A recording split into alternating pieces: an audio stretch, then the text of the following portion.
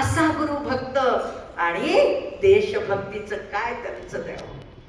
देशभक्तीसाठी काहीही, वैयक्तिक सुखासाठी माझा राजा जगला नाही, कधी माझ्या राजाच्या दरबारात बाई नाचली नाही.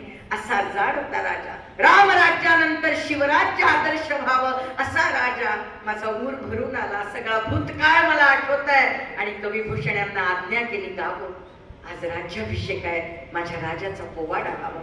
गागा भट्टांनी मुनादी दिली आणि सारा दरबार भरलाय. राज्याभिषेकाच्या दिवशी 6 जून 1674 कविभूषण यांनी पोवाडा गायला. काय गायला? जसा इंद्र राजा आहे देवांचा, पण दुष्ट राक्षसांचा वध केला.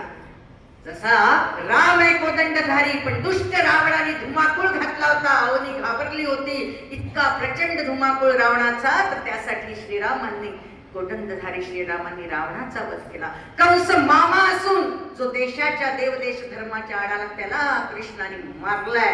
म्हणजेच आपली संस्कृती काय सांगते रामायण महाभारत, की दुष्टांचा परित्राणाय साधूना विनाशाय च दुष्कृतां धर्म संस्थापनार्थाय संभवामि युगे युगे.